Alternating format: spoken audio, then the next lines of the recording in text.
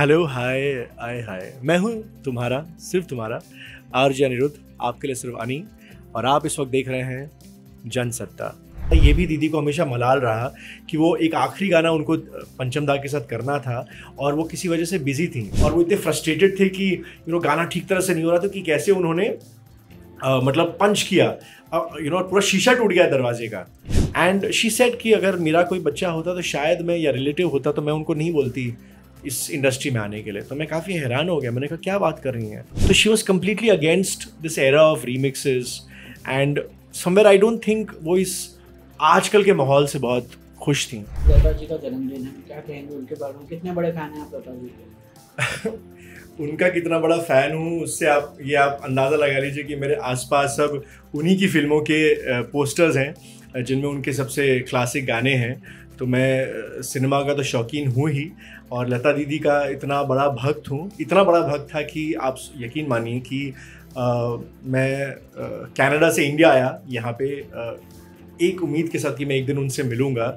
और यहाँ पर मैंने अपना घर बसाया। Moushumi Chatterjee, the legendary actress, उनका मैंने जब इंटरव्यू किया था, उनको जब पता चला कि मैं दीदी के बारे में ही बात किया जा रहा था, तो शी सेड ठीक है। तो मेरा जब बर्थडे आया उस साल 1999 की मैं बात कर रहा हूँ, इस बात को ऑलमोस्ट अभी 24 साल हो चुके हैं।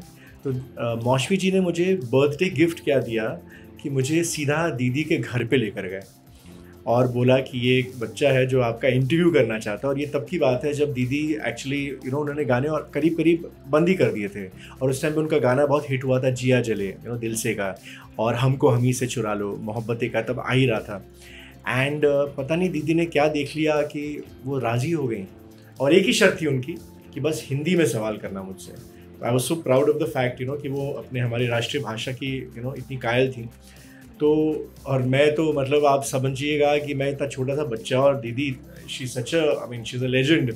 और उनके साथ मेरा जो इंटरव्यू हुआ ये उनकी ज़िंदगी का सबसे लंबा इंटरव्यू साबित हुआ, 6 घंटे का, मतलब ऐतिहासिक। और ये भी मैं बताना चाहता हूँ कि तब दीदी ने क्योंकि काम करना कम कर दिया था, बंद ही कर दिया था, वो अपनी ज़िंदगी को पीछे से देख रही थी कि मेरे साथ क्या क्या हुआ। तो शी टोल्ड मी कि मैं अपनी ज़िंदगी के तमाम कलाकारों को जिन्होंने मेरे सफ़र में मेरा साथ दिया, उनको मैं ट्रिब्यूट देना चाहती हूँ। What a lovely thought.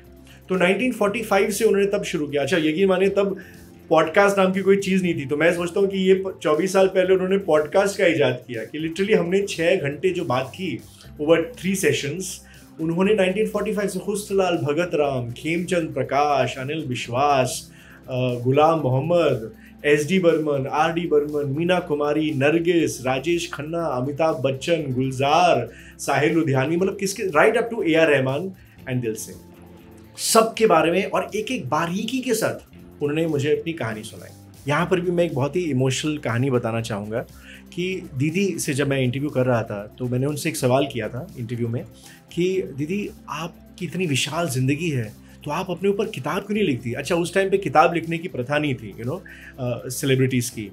तो वो मुस्कुरा के बोली कि हाँ मैं लिखूँगी, मैं सोच रही हूँ। और मैंने पूछा कि आप उस किताब का नाम क्या रखेंगे। तो उन्होंने कहा माज़े गाने, मतलब मेरे गाने। एंड अनफॉर्चुनेटली उनका वो अरमान पूरा नहीं हुआ। तो फिर जब इस किताब को लिखने की बात आई तो मैंने सोचा क्यों ना मैं कहीं ना कहीं उस उनके अधूरे सपने को पूरा करूं। तो मैंने इस किताब का नाम रखा तेरे सुर और मेरे गीत, जो कि उन्हीं का एक गाना है, बहुत ही हिट गाना है। एंड उसमें माज़े गाने, मेरे गाने आ गए। तो कहीं ना कहीं मैं सोच रहा हूँ कि शायद ऊपर से वो मुझे देख रही हैं और खुश हो रही हैं कि उनका सपना उन्हीं की आवाज़ में, जो उनकी बातें थीं, मैं लोगों के सामने पेश कर रहा हूँ। इंटरव्यू में ऐसा क्या मज़ेदार चीज़ हुई थी उनके साथ? उन्होंने क्या क्या किस्से सुनाए, कुछ जानना चाहेंगे हम? डेफिनेटली, मतलब कि हमें लगता है कि दीदी बहुत ही सीरियस किस्म की इंसान है, पर उन्होंने इसमें बताया कि कैसे वो शरारत करती थी और वो गुड्डा गुड्डी का खेल खेलती थी अपने भाई बहनों के साथ और बोलती थी अच्छा अभी हो गुड्डा गुड्डी की शादी हो गई, अब तुम लोग सब सो जाओ। और वहाँ पे जो लड्डू रखे होते थे बच्चों के लिए तो वो सब खा जाती थी। तो आई कुड नॉट इमेजिन कि दीदी ऐसी शरारती भी थी। Then she told me she was very candid about her life. So for example उन्होंने बहुत बड़ी बात बताई मुझे कि कैसे जब उनका पहला हिट गाना आया था, आएगा आने वाला, महल पिक्चर का, जो मधुबाला पे फिल्माया गया था, तो शी वॉज वेरी अपसेट क्योंकि उस ज़माने में रिकॉर्ड्स में सिंगर्स के नाम नहीं होते थे, इमेजिन कि जो हीरोइन का भी नाम नहीं था, हीरोइन का जो किरदार था उस फिल्म में कामिनी का नाम था रिकॉर्ड पे। तो अचानक ऐसा हुआ कि सब HMV वालों को कॉल करने लग गए कि कौन है ये सिंगर, क्योंकि लाइक तहलका मचा दिया उस गाने ने। और बात ऐसी फैली कि उसके बाद HMV वाज फोर्स्ड कि उसके बाद रिकॉर्ड पे सिंगर का ही नाम आने लगा, ऑल थैंक्स टू लता दीदी। एक और किस्सा उन्होंने सुना है मुझे, विच इज अगेन वाओ, कि जब चोरी चोरी फिल्म के गाने हिट हुए, राज कपूर नरगिस और शंकर जयकिशन को बेस्ट फिल्म फेयर का बेस्ट म्यूजिक का अवार्ड मिला, तो वो दीदी के पास आए और वो बोले कि हम चाहते हैं कि आप इसके गाने गाएं। सारे गाने हिट थे, रसिक बलमा, ये रात भीगी भीगी। तो बोले कि मैं क्यों गाऊं, और ऐसे ही उन्होंने मुझे बताया कि मैं क्यों गाऊं। बोले अरे आपके गाने। बोलती हाँ लेकिन अवार्ड तो आपको मिला है, तो आप गा दीजिए। तो बोले कि आप ऐसा कैसे कह रहे हैं, हम कैसे। बोलती नहीं, चाहो तो कुछ लाला लाला गा दो या इंस्ट्रूमेंट बजा दो। तो basically she wanted to take a stand, और ये बात वहाँ पे टाइम्स ऑफ इंडिया तक पहुँच गई, मतलब बहुत हंगामा हुआ। लेकिन अगले साल फिल्म फेयर वालों ने शुरुआत की बेस्ट सिंगर, उस टाइम तक बेस्ट सिंगर का अवार्ड ही नहीं मिलता था, ना बेस्ट लिरिसिस्ट का, कैन यू इमेजिन, सिर्फ म्यूजिक डायरेक्टर को अवार्ड मिलता था। तो अगले साल पहला जो अवार्ड मिला फिल्म फेयर का, मधुमती का, आजा रे, जो वैजंती माला पे फिल्माया गया, लता दीदी got that award. So her principles, उनके जो सिद्धांत थे, उन्होंने ये भी बताया कि कैसे Rafi Sahab, Mohammed Rafi the great legend, उनके साथ उनकी अनबन हो गई थी कुछ अरसे के लिए, क्योंकि वो रॉयल्टीज़ के लिए लड़ना चाहती थी फॉर ऑल हर जो उनके कलाकार थे। जो आज इतना बड़ा मुद्दा है, उन्होंने तब 50 साल पहले सोचा था। और रफ़ी साहब बहुत ही सीधे साधे, बहुत ही सिंपल सोल थे। बोले नहीं, हमें तो पैसा मिलता है प्रोड्यूसर से। तो उन्होंने कहा नहीं, ये हक की बात है, सिंगर्स को भी मिलना चाहिए। तो इस वजह से दोनों ने ऑलमोस्ट 3-4 साल तक एक साथ गाना नहीं गाया। और ये भी बताया कि कैसे फिर SD बर्मन साहब का एक कॉन्सर्ट था जिसमें उन्होंने दोनों को स्टेज पे बुलाया, और उसके बाद जो पहला गाना उन्होंने एक साथ गाया वो दिल पुकारे आरे आरे फ्रॉम ज्वेल थीफ। तो कहीं ना कहीं उनके दिल फिर से मिले और रफ़ी साहब के साथ उनका गाना फिर से शुरू हुआ। तो ऐसी अनगिनत कहानियाँ हैं। यहाँ पर एक और बहुत ही मज़ेदार मैं मतलब बताना चाहता हूँ कि देव साहब, देवानंद का, उनका भी अभी हाल ही में बर्थडे था। तो उनका मैंने इंटरव्यू किया था और मैंने लता जी से कहा था कि आप देव साहब को कॉल कीजिए फ़ोन पे और हम रिकॉर्ड करेंगे। And would you believe it, उन्होंने दीदी, the most famous voice in the country, की आवाज़ ही नहीं पहचानी। 10 मिनट तक वो बोलती रही, हिंट देती रही और वो समझ नहीं पाए। और ये पूरा किस्सा, ये पूरा मैंने इसमें लिखा है किताब में, और हमारा अभी जो लॉन्च होने वाला है 13 तारीख को, तो प्लीज़ आप आइएगा, क्योंकि उसमें मैं वो ऑडियो सुनाने वाला हूँ लोगों को कि वो गा भी नहीं है, गाता रहे मेरा दिल, और वो बार बार बोल रहे वहीदा वहीदा वहीदा रहमान, वो वहीदा रहमान को ही सोचते रहे। बट दैट वाज लता दीदी। तो ऐसे बहुत से किस्से उन्होंने बताए।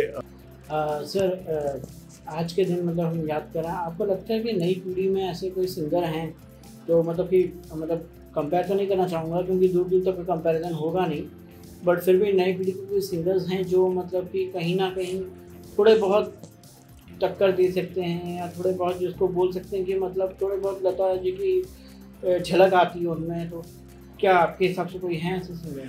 मैं कहूँगा कि मतलब उनके कंपैरिजन में तो कोई आ भी नहीं सकता है। लेकिन मैं ये जानता हूँ कि संजय लीला बंसाली जी, जब मैंने इंटरव्यू किया था तब उनकी हम दिल दे चुके सनम पिक्चर आई थी, और वो बहुत बड़े भक्त थे। और ये बात मैंने दीदी को कही थी कि बंसाली साहब आपके बहुत बड़े भक्त हैं। और जब आप गाना रिकॉर्ड कर रही थी 1942 लव स्टोरी का कुछ ना कहो, जब पंचम दा गुजर गए थे, पता ये भी दीदी को हमेशा मलाल रहा कि वो एक आखिरी गाना उनको पंचम दा के साथ करना था और वो किसी वजह से बिजी थी, और वो पंचम दा से कहती रही कि मैं आऊँगी, और पंचम दा चले गए। उनको मलाल रहा कि मैंने उनके साथ रिकॉर्डिंग नहीं की।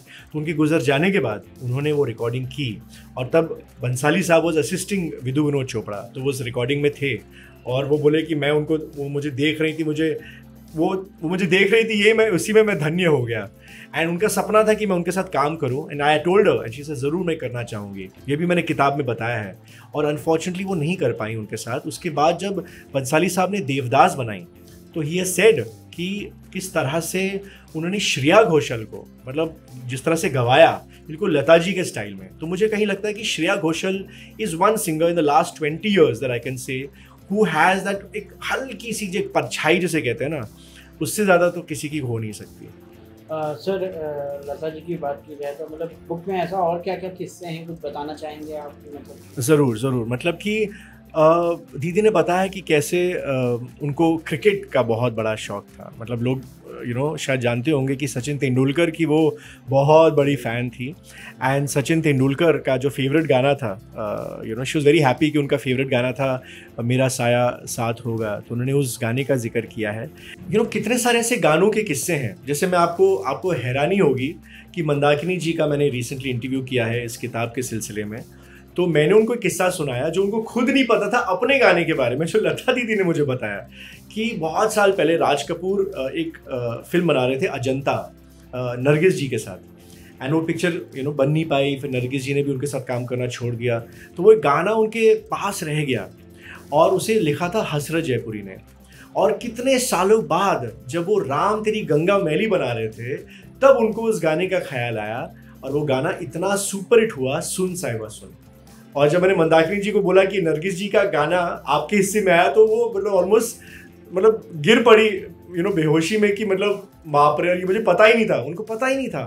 पर ऐसे कितने किस्से, जैसे इसी पिक्चर को लेकर तो दीदी ने बताया कि कैसे दो जासूस एक पिक्चर बन रही थी 10 साल पहले विद राज कपूर एंड राजेंद्र कुमार। उसमें दीदी का ही गाना था और रविंद्र जैन का म्यूजिक था।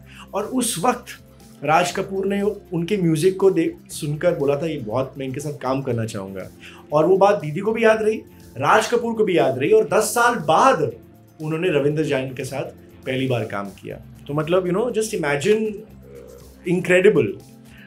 She talked about her relationship with Mukesh भैया, मुकेश जो सिंगर थे, end of course Madan Mohan जो म्यूज़िक डायरेक्टर थे, उनसे वो कितने करीबी थी। और मदन मोहन बहुत ही पैशनेट किस्म के इंसान थे। एक बार वो कुछ रिकॉर्डिंग कर रहे थे और वो इतने फ्रस्ट्रेटेड थे कि गाना ठीक तरह से नहीं हो रहा था, कि कैसे उन्होंने मतलब पंच किया, पूरा शीशा टूट गया दरवाजे का। इतने अपसेट थे क्योंकि किसी म्यूजिशियन ने कुछ गलत किया था। लेकिन बाद में जब वो गाना निकला तो वो ऑलमोस्ट रो पड़े। और वो गाना था आपकी नज़रों ने समझा प्यार के काबिल मुझे, फ्रॉम अनपढ़। And she says that was the level of passion उस ज़माने में जो पैशन हुआ करता था। तो that was something she said कि लाइक शी टॉक्ड अबाउट, उनका एक गाना था रहना बीती जाए, अमर प्रेम का।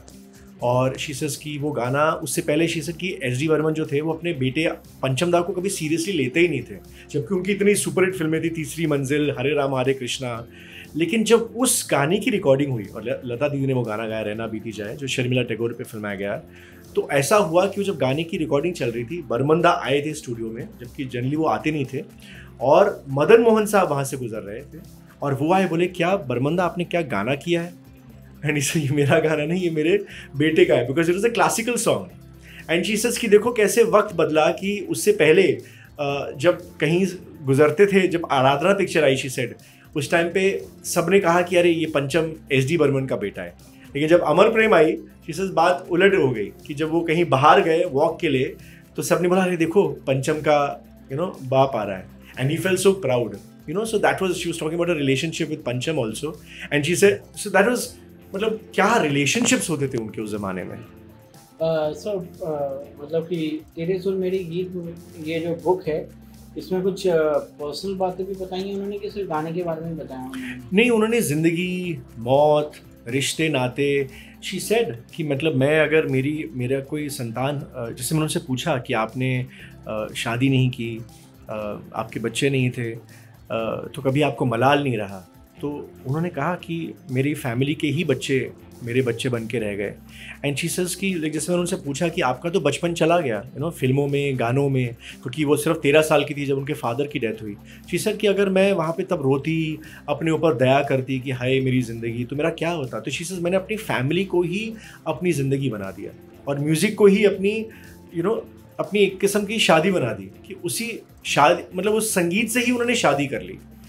एंड शी सेड कि अगर मेरा कोई बच्चा होता तो शायद मैं, या रिलेटिव होता, तो मैं उनको नहीं बोलती इस इंडस्ट्री में आने के लिए। तो मैं काफ़ी हैरान हो गया, मैंने कहा क्या बात कर रही हैं, इस इंडस्ट्री ने तो कितना प्यार दिया आपको, कितना कुछ दिया है। शी सेज लेकिन कितना कुछ खोया भी है। शी सेज कि मेरे फादर तब फिल्में प्रोड्यूस करते थे और उन्होंने उनका वो बुरा वक्त भी देखा कि कब उनके पास कुछ नहीं था, तो समय वो उनके जहन में रह गया। इसीलिए आप देखिएगा कि वो इंडस्ट्री में रहते हुए भी सबसे कितनी दूर रहती थी, प्यार था सबसे, और फिर भी एक अलग से रहीं वो सबसे। कितना मिस कर रहे हैं उनको, क्योंकि आप किताब लिख चुके हैं उनके ऊपर और इतने बड़े फ़ैन हैं आप उनके, तो आप कितना मिस कर रहे हैं? हम सब तो मिस कर ही रहे हैं, पर आप पर्सनली आपने उनको जाना है, उनको अच्छी तरह से जाना है, तो आप कितना मिस कर रहे हैं उनको? मैंने हमेशा मैंने उनसे पूछा कि आपने गाना क्यों कम कर दिया। जैसे आशा ताई हैं, उनकी बहन, वो तो आज तक गाती हैं, अभी 90 साल की उम्र में उन्होंने कॉन्सर्ट भी किया दुबई में। पर दीदी की फ़िलॉसफी थोड़ी अलग थी, वो सबसे हमेशा अलग रहीं। और जब उनको एहसास हुआ कि नहीं बस अब हो गया, बिकॉज वो एक्चुअली क्या ना परफेक्शनिस्ट थी, एंड शी टोल्ड मी कि मैं एक परफेक्शनिस्ट हूँ और मैं तब तक ही गाऊंगी जब तक कि मुझे लगता है कि मेरी आवाज़ उस सुर तक जा सकती है या जहाँ मुझे खुशी मिलती है। तो जब उनको ऐसा लगा कि नहीं, तो उन्होंने वो थोड़ा सा हट गई पीछे। और ये मुझे हमेशा पर्सनली, क्योंकि मैं सेल्फिश हूँ, मैं हमेशा सोचता हूँ कि काश उन्होंने और गाने गाए होते। एंड लेकिन और वो इस इंडस्ट्री के आजकल की म्यूज़िक को लेकर मुझे लगता है प्रसन्न नहीं थी। जब मैंने उनसे पूछा भी रीमिक्सेस, तब रीमिक्सेस का दौर शुरू हुआ था जब मैंने उनका इंटरव्यू किया था, और शी सेड कि मैंने कहा कि ये रीमिक्सेस से तो आप आजकल के यंगस्टर्स को कुछ सीखने को मिलेगा, आपके गाने सीखने को मिलेंगे। बोलेंगे क्या सीख, तो वो बोली क्या सीखने को मिलेगा। तो she was completely against this era of remixes, and somewhere I don't think वो इस आजकल के माहौल से बहुत खुश थी। तो शायद जहाँ पर वो हैं, वो उनकी आत्मा को शांति मिले। मैं एज अ सेल्फिश म्यूज़िक प्रेमी कहूँगा कि काश दीदी हमारे साथ रहती। और जब मैंने उनसे पूछा कि आपकी ज़िंदगी का गाना कौन सा होगा, तो उन्होंने कहा था रहे ना रहे हम, मैं क्या करेंगे। तो नहीं है, पर उनकी यादें आज भी महक रही हैं।